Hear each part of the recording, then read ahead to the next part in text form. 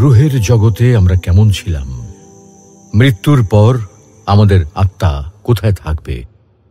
প্রিয় দর্শক, আজকে আমরা একটি অত্যন্ত গুরুত্বপূর্ণ বিষয় নিয়ে আলোচনা করব, আর সেটি হচ্ছে রুহের জগতে আমরা কেমন ছিলাম, মৃত্যুর পর আমাদের আত্মা কোথায় থাকবে। আদিতে আল্লাহ রাব্বুল আলামিন একাকী ছিলেন, কোনো কিছু সৃষ্টি করেননি। অতঃপর তিনি ইচ্ছা করলেন মহাবিশ্ব সৃষ্টি করবেন, মাখলুকাত সৃষ্টি করবেন।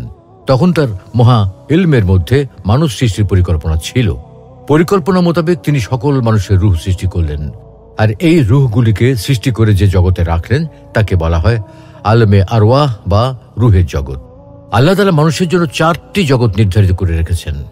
ইসলামিক স্কলারদের মতে এই 4টি জগৎ হচ্ছে: 1 আলমে আরওয়াহ বা রুহের জগৎ, 2 হচ্ছে দুনিয়ার জগৎ, 3 আলমে বারজাখ বা কবরের জগৎ, এবং 4 আখিরাতের জগৎ। মানুষের জীবন এই 4টি জগৎ নিয়ে গঠিত এবং প্রতিটি মানুষকে এই 4 জগৎই অতিক্রম করতে হবে। আমরা প্রথমে আলমে আরওয়াহ বা রুহের জগতে ছিলাম, সেখান থেকে দুনিয়ার জগতে এসেছি। তারপর একদিন এই দুনিয়া ছেড়ে আলমে বারজাখ বা কবরের জগতে চলে যাব। অতঃপর সেখান থেকে অন্তহীন আখিরাতের জগতে প্রবেশ করব। প্রিয় দর্শক, আজকে আমরা রুহের জগৎ নিয়ে বিস্তারিত আলোচনা করব ইনশাআল্লাহ। আলমে আরওয়াহ বা রুহের জগৎ কি? আলম আরবি শব্দ যার অর্থ জগৎ। আরওয়াহ শব্দটি রুহ শব্দের বহুবচন যার অর্থ আত্মা সমূহ। সুতরাং আলমে আরওয়াহ অর্থ হচ্ছে রুহের জগৎ। প্রচলিত অর্থে আলমে আরওয়াহ বলতে রুহের বাসস্থান থেকে বোঝায়।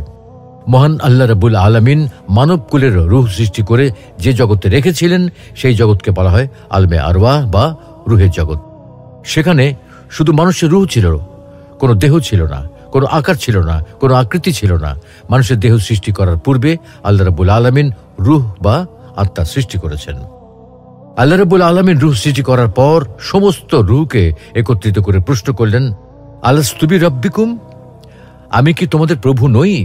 তখন সমস্ত রুহ এক বাক্যে জবাব দিল, অবশ্যই আপনি আমাদের প্রভু।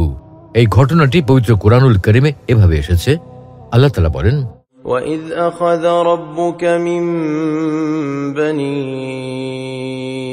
آدَمَ مِنْ ظُهُورِهِمْ ذُرِّيَّتَهُمْ وَأَشْهَدَهُمْ عَلَى أَنفُسِهِمْ أَلَسْتُ بِرَبِّكُمْ قالوا بلى شهدنا أن تقولوا يوم القيامة إنا كنا عن هذا غافلين।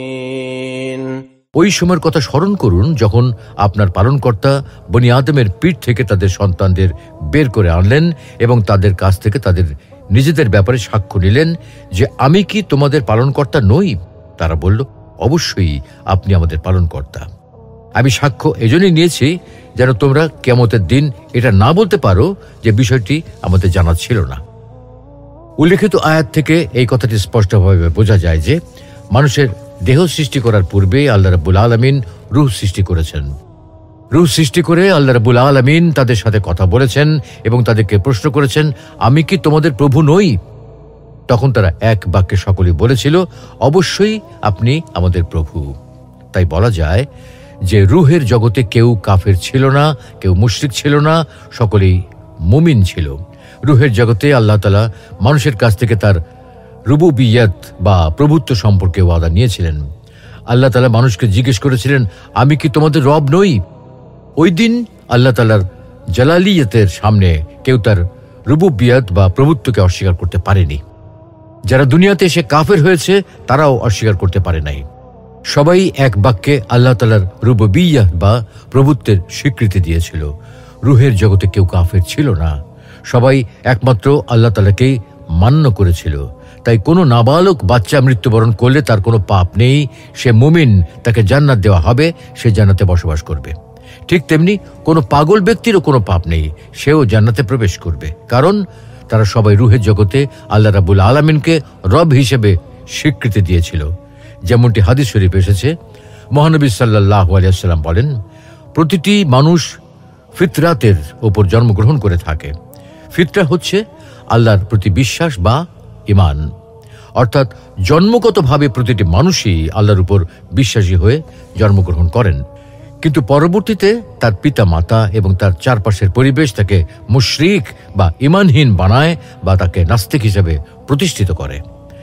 আমরা যখন রুহের জগতে ছিলাম তখন আমরা সকলে আল্লাহ রাব্বুল আলামিনের রুবুবিয়তের স্বীকৃতি দিয়েছিলাম। সেই স্বীকৃতির কথা আমাদের মনে আছে কিনা সেটাকে পরীক্ষা করার জন্য মহান আল্লাহ রাব্বুল আলামিন আমাদেরকে এই দুনিয়াতে প্রেরণ করেছেন। তিনি আমাদেরকে রুহের জগৎ থেকে এমন এক জগতে স্থানান্তর করলেন যেখানে মানুষকে তার কর্মের মাধ্যমে তিনি পরীক্ষার ব্যবস্থা করলেন। মানুষকে সত্যি রুহের জগতে বলেছিল, অবশ্যই আপনি আমাদের প্রভু। সেটা দুনিয়াতে এসে কি মনে রেখেছে নাকি ভুলে গিয়েছে? যেমন আল্লাহ তাআলা বলেন, أحسب الناس أن يتركوا أن يقولوا آمنا وهم لا يفتنون। মানুষ কি মনে করে তারা শুধু একথা বলি অব্যাহতি পেয়ে যাবে যে আমরা আল্লাহকে বিশ্বাস করি, অথচ তাদেরকে পরীক্ষা করা হবে না? উক্ত আয়াতের মাধ্যমে বোঝা যায় যে আমরা রুহের জগতে অঙ্গীকার করেছিলাম, অবশ্যই আপনি আমাদের প্রভু। সেটা পরীক্ষা করার জন্যই আল্লাহ রাব্বুল আলামিন আমাদেরকে এই দুনিয়াতে প্রেরণ করেছেন। রুহের জগৎ সম্পর্কে হাদিসে এসেছে, আম্মাজান আয়েশা রাদিয়াল্লাহু তাআলা আনহা বলেন, আমি নবী করিম সাল্লাল্লাহু আলাইহি ওয়াসাল্লামকে বলতে শুনেছি, সমস্ত রূহ সেনাবাহিনীর মতো একত্রিত ছিল। সেখানে যে সমস্ত রুহের পরস্পর পরিচয় ছিল, এখানেও অর্থাৎ এই দুনিয়াতেও তাদের মধ্যে পরস্পর পরিচিতি থাকবে। আর সেখানে অর্থাৎ রুহের জগতে যাদের মধ্যে পরস্পর পরিচয় হয়নি, এখানেও তাদের মধ্যে পরস্পর মতভেদ থাকবে। বুখারী শরীফের উল্লেখিত হাদিসের মাধ্যমে রুহের জগতে মানুষের কর্মকাণ্ড সম্পর্কে আমরা একটি স্পষ্ট ধারণা পেলাম। কেউ কেউ বলেন যে মানুষ সৃষ্টি 2000 বছর পূর্বে আল্লাহ তাআলা রুহ সৃষ্টি করেছেন। প্রকৃতপক্ষে যে হাদিসের উদ্ধৃতি দিয়ে দেহ সৃষ্টির 2000 বছর পূর্বে রুহ সৃষ্টির কথা বলা হয়, সেই হাদিসটি সঠিক নয়। আবার কোন কোন ইসলামিক স্কলার বলেন, আলমে আরওয়াহ বা রুহের জগৎ বলতে আসলে কোনো জগৎ নেই। প্রকৃতপক্ষে রুহ হচ্ছে মহান আল্লাহ রাব্বুল আলামিনের একটি আদেশ মাত্র। মানুষ যখন তার মাতৃগর্ভে বেড়ে ওঠে এবং তার দুনিয়াতে আসার উপযুক্ত সময় হয়, তখন মহান আল্লাহ রাব্বুল আলামিনের নির্দেশে তার দেহের ভিতর রুহ ফুঁকে দেওয়া হয়। তাই বলা যায় যে রুহের জগৎ বলতে কোনো জগৎ নেই।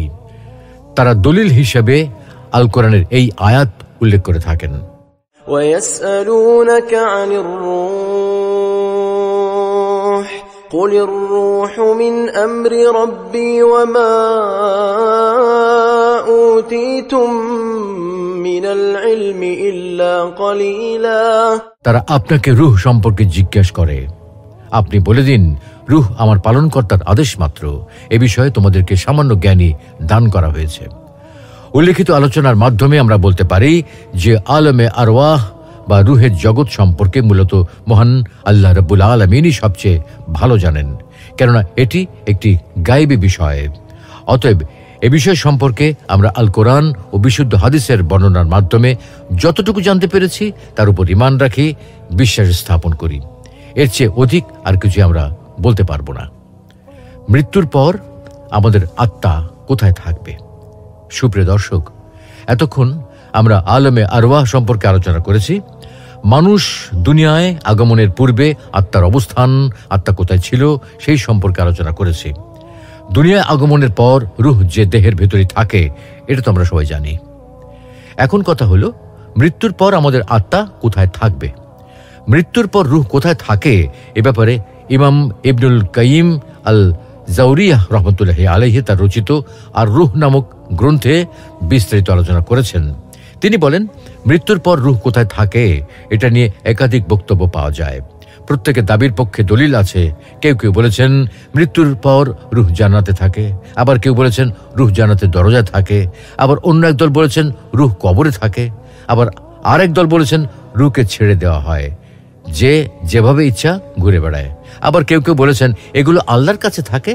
এই সকল মতামতের মূল কথা হলো, বারজাখ বা মৃত্যুর পরের জীবন রূহ স্তর অনুসারে বিভিন্ন স্থানে অবস্থান করে। কোন রূহ আলা ইল্লিয়িন বা ঊর্ধ্ব জগতের সর্বোচ্চ স্থানে অবস্থান করে।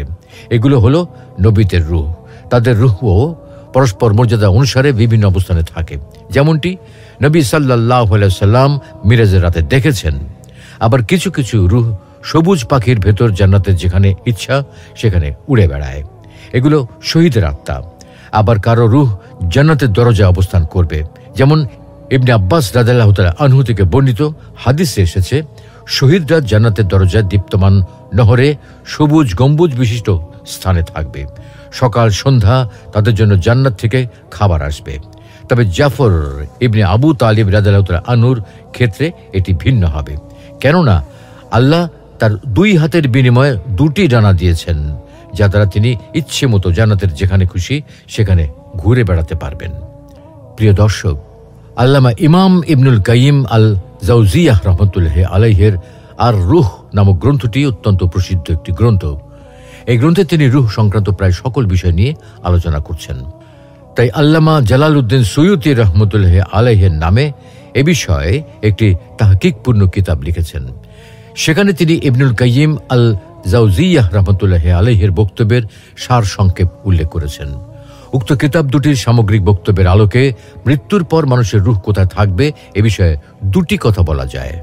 প্রথম কথা হলো, একদল মানুষ বলেন রূহের অস্তিত্ব যেমন আছে, এর দেহ এবং অবয়ব যেমন আছে, তেমনি মৃত্যুর পর এর অবস্থানেরও নির্দিষ্ট জায়গায় আছে। কেননা আল কোরআন ও হাদিসে তেমনই আলোচনা পাওয়া যায়, যেমন ঘুমের সময় রূহ চলে যাওয়া, আবার জাগ্রত হওয়ার সময় দেহে ফিরে আসা, মৃত্যুর সময় রূহ দেহ থেকে বের হয়ে যাওয়া এবং কবরে আবারও ফিরে আসা ইত্যাদি। মৃত্যুর পর মুমিন এবং কাফের উভয় শ্রেণীর বান্দার রূহ প্রথমত আসমানে চলে যায়। মুমিনদের জন্য আসমানের দরজা খোলা হয় এবং তাদের নাম ও আমলনামা ইল্লিজিনে লিখে রাখা হয়। পক্ষান্তরে কাফেরদের ক্ষেত্রে আসমানের দরজা খোলা হয় না, বরং তা পৃথিবীতে ফেরত পাঠানো হয় এবং তাদের নাম ও আমলনামা সিজ্জিনে লিখে রাখা হয়। যেমন পবিত্র কোরআনে আল্লাহ বলছেন, কাল্লা ইন্না কিতাবাল ফুজ্জারি লাফি সিজ্জিন ওয়া মা আদরাকা মা সিজ্জিন কিতাবুম মারকুম। কখনো নয়, নিশ্চয়ই পাপাচারীদের আমলনামা সিজ্জিনে আছে। আপনি জানেন সিজ্জিন কি? এটা লিপিবদ্ধ খাতা। পবিত্র কোরআনে আরো আছে, কাল্লা ইন্না কিতাবাল আবরারি লাফি ইল্লিয়িন ওয়া মা আদরাকা মা ইল্লিয়ুন কিতাবুম মারকুম। কখনো না, নিশ্চয়ই সৎলোকদের আমলনামা আছে ইল্লিজিনে। আপনি জানেন ইল্লিজিন কি? এটা লিপিবদ্ধ খাতা। সুতরাং প্রমাণিত হলো যে মুমিনদের নাম ও আমলনামা ইল্লিজিনে এবং কাফেরদের নাম ও আমলনামা সিজ্জিনে লিখে রাখা হয়। মুমিনদের নাম ও আমলনামা লেখা হয়ে গেলে রূহকে দুনিয়ার কবরে অবস্থিত দেহে ফিরিয়ে দেওয়া হয় এবং কিয়ামত পর্যন্ত তার কবরকে প্রশান্তিময় করে দেওয়া হয়। পক্ষান্তরে কাফেরের রূহ দুনিয়ার কবরে অবস্থিত দেহে ফিরিয়ে দেওয়া হয়, তবে কিয়ামত পর্যন্ত তার কবরকে সংকীর্ণ ও যন্ত্রণাময় করে দেওয়া হয়। এ প্রসঙ্গে শাইখুল ইসলাম ইবনু তাইমিয়া রাহমাতুল্লাহি আলাইহি বলেন, সমস্ত সহিহ হাদিস থেকে প্রমাণিত হয় যে মৃত্যুর পর রূহ আবারও দেহে ফিরিয়ে দেওয়া হয় এবং এটাই জমহুরদের মতামত। দ্বিতীয় কথা হলো, মৃত্যুর সময় রূহ আসমানে চলে যাওয়া, এরপর আবারও দেহে ফিরে আসা, এটা সম্পূর্ণরূপে গায়বের বিষয়। এ বিষয়ে মৌলিকভাবে বিশ্বাস রাখা ওয়াজিব, তবে এর কৈফিয়ত বা প্রক্রিয়া সম্পর্কে আলোচনা করা উচিত নয়, কেননা এটা আলমে বারজাখ বা অন্তর্বর্তী জগতের বিষয়, যে সম্পর্কে আল্লাহ ব্যতীত অন্য কারো কোনো ধারণা নেই। প্রখ্যাত আলেমে দিন শেখ ইবনু উসাইমিন বলেন, মৃত্যুর পর মানুষের রূহ আসমান থেকে আবারও দেহে ফিরে আসে এবং দেহের ভিতরেই অবস্থান করে। তবে এই ফিরে আসার পরের অবস্থানটা দুনিয়ার জগতে জীবিত অবস্থার মতো নয়, বরং এটা আলমে বারজাখ বা অন্তর্বর্তী জগতে দেহের ভিতরে রূহের অবস্থান, যা একটি গায়বী বিষয়, যার প্রক্রিয়া সম্পর্কে কারো কোনো ধারণা নেই। সুতরাং এই ধরনের গায়বের বিষয়ে আমাদের কর্তব্য হলো তাওয়াক্কুফ করা, অনর্থক অনুসন্ধান না করা। কারণ আল্লাহ তাআলা পবিত্র কোরআনে ইরশাদ করেন, ولا تقف ما ليس لك به علم إن السمع والبصر والفؤاد إن السمع والبصر والفؤاد كل أولئك